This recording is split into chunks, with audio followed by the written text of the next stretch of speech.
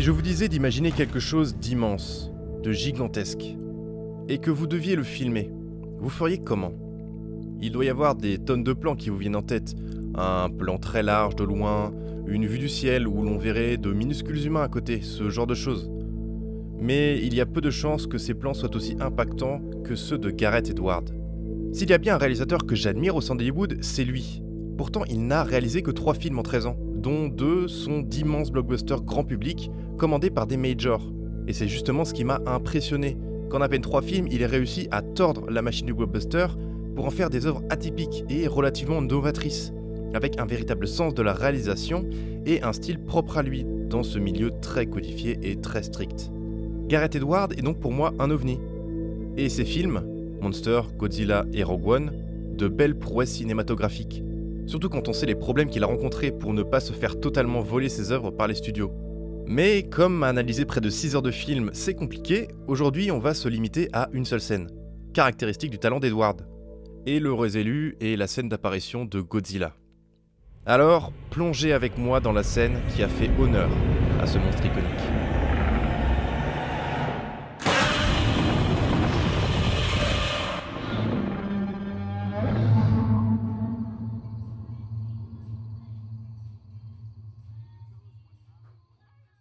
Remettons un peu de contexte. Une grosse bête, le Mythos, attaque une ville au large d'Hawaï en pleine nuit, coupant toute l'électricité grâce à un IEM. Et Godzilla, dont nous n'avons pour l'instant vu que les épines dorsales, se dirige vers lui en nageant, provoquant au passage un tsunami dévastateur. Les quelques réfugiés se précipitent sur les toits, aidés de l'armée. Et c'est ici que notre séquence commence. Dès les premières secondes, on a un des éléments centraux de la séquence, et même de la filmographie de Edwards. On reste à hauteur d'homme, même et surtout pour filmer quelque chose de gigantesque. La caméra reste avec les soldats et les rescapés. Et tout comme eux, on suit du regard les fusées éclairantes qui ont été lancées. On retrouve ici la deuxième pièce centrale de cette séquence, jouer sur l'obscurité, les zones d'ombre et ce qu'elles peuvent cacher, puisque ces fusées éclairantes font apparaître un monstre jusqu'ici invisible pour nous, et que les seules autres sources de lumière sont les tirs des armes des soldats. Et donc, troisième élément de mise en scène, Godzilla est si grand, immense, qu'il ne rentre pas dans le cadre. Son corps n'est même pas totalement éclairé. Et on arrive à peine à comprendre ce que l'on voit. S'il s'agit d'un bras, d'une jambe, du ventre du monstre, on se sent impuissant, tout comme les personnages de la scène, face à cette créature gigantesque. Et Gareth Edwards choisit de laisser un moment de flottement, sans aucun son, comme un instant de sidération face à ce que l'on découvre.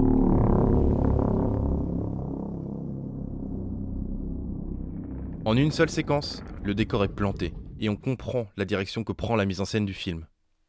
On a aussi un choix de montage intéressant. On ne voit à aucun moment Godzilla arriver sur la terre ferme. Il n'y a aucune transition entre sa scène de nage et son arrivée ici, dans la ville. Ce qui permet de nous surprendre. Tout comme les rescapés du tsunami, on ne s'attendait pas à se retrouver nez à nez avec Godzilla. On a un peu le même procédé utilisé ensuite. Le héros est coincé dans un train, immobilisé à cause de l'IEM du Mythos, dont on ignore la position. Et soudain, il redémarre, car l'électricité revient. Mais les lumières révèlent que le Mythos est en fait sur le trajet des rails. Simple, mais efficace, un problème que l'on pensait résolu devient en fait la cause d'un danger encore plus grand.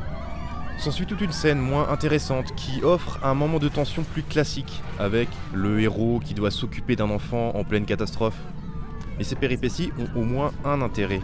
Elles offrent un bref temps de répit et permettent de placer le décor, tout en nous faisant oublier ce qui se prépare réellement au même moment. Car soudain, on s'éloigne du personnage principal, on retourne sur des valeurs plus larges. Et c'est là que l'iconisation commence réellement, par cette simple et courte scène que je trouve brillante. L'anticipation est parfaite. Pour l'instant, nous n'avons vu Godzilla que dans la mer, et celle-ci a pénétré dans la ville sous la forme d'un tsunami dans la scène précédente. Grâce à cette mise en place depuis le début du film, l'eau est inconsciemment reliée dans notre esprit à Godzilla. Et nous avons ici le paiement de cette mise en situation. Comme depuis le début, on ne voit pas Godzilla, il reste caché à nos yeux. Mais il est là. Cette simple vague est annonciatrice de tout ce qui va suivre. Une unique scène qui fait monter d'un cran l'anticipation du spectateur, qui maintenant s'attend à une confrontation entre les monstres et une apparition de Godzilla à tout instant.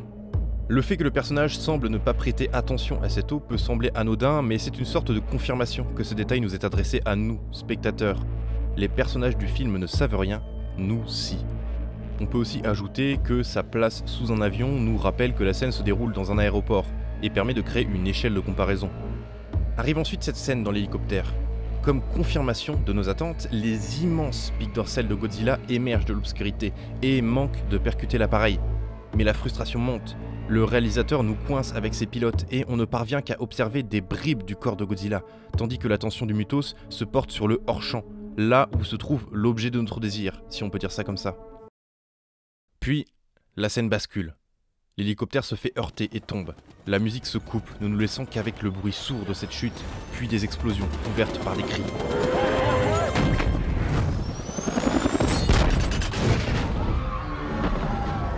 Ici, plusieurs choix de mise en scène sont intéressants.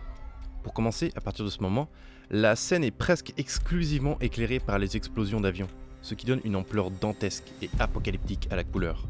Ensuite, ce choix de couper la musique s'accompagne de ce long plan dans le hall de l'aéroport, la caméra clouée au sol. Nous ne sommes plus à cet instant dans un film d'action, nous sommes de simples spectateurs, perdus au milieu de cette foule, avec pour seule ambiance sonore les cris de panique et les explosions. Enfin, cette scène se joue encore de notre attente. À la manière d'un décompte, la caméra suit, dans un lent panoramique, les avions qui explosent un par un, éclairant l'obscurité et se déplaçant vers la droite, où l'on sait que Godzilla se trouve. Et il apparaît enfin. Son immense patte crève l'espace, remplissant instantanément près de la moitié du cadre. Impression de gigantisme renforcée par la comparaison avec les avions présents. Pour renforcer son arrivée, les cris disparaissent, pour laisser place à de la stupeur et à un bruit sourd et imposant.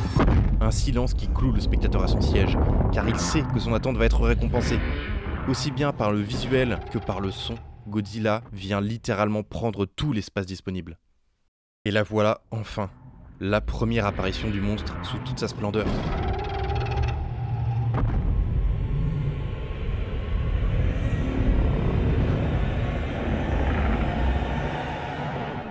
Poursuivant la logique établie pendant toute la séquence, un lent panoramique nous dévoile la sombre silhouette, qui se détache et se révèle petit à petit grâce aux nuages des explosions. Cette montée est tout aussi visuelle qu'auditive, avec des chœurs interprétant un chant désuni, désaccordé qui part dans les aigus. Un tout pensé pour donner un air mystique et presque divin à Godzilla. Et comme point d'orgue, récompense ultime de cette longue séquence, le silence se fait pour laisser le rugissement de Godzilla percer l'écran et nous clouer à notre siège.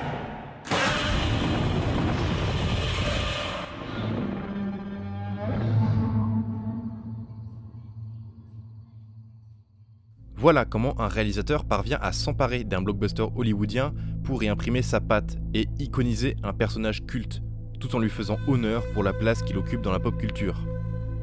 C'est d'ailleurs un contre-pied total aux habitudes du film à gros budget américain, puisque la suite du combat est montrée en hors-champ à travers un écran de télévision. Il faudra attendre pour avoir un vrai combat dantesque, ce qui confirme cette séquence comme un hommage, une pure iconisation du personnage. Un défi réussi puisque ce film donnera un certain coup de fouet à la franchise, remettant le monstre à sa place d'icône. Et s'il faut encore une preuve de l'importance de Gareth Edwards derrière la caméra, il suffit de regarder les nombreuses suites du film et du Monsterverse. Tous ont tourné vers le très mauvais film d'action cliché sans grand intérêt, se reposant bêtement sur le fait de montrer de gros monstres se taper dessus. Toute la notion de gigantisme et de tension a été remplacée par une bête envie de grand spectacle et d'action très classique. Le tout plombé par des scénarios ridiculement complexes et vides à la fois, se concentrant bien trop sur ces personnages humains. Merci d'avoir regardé cette vidéo. N'hésitez pas à commenter, liker, vous abonner et tout le reste. Et sur ce, je vous dis à la prochaine.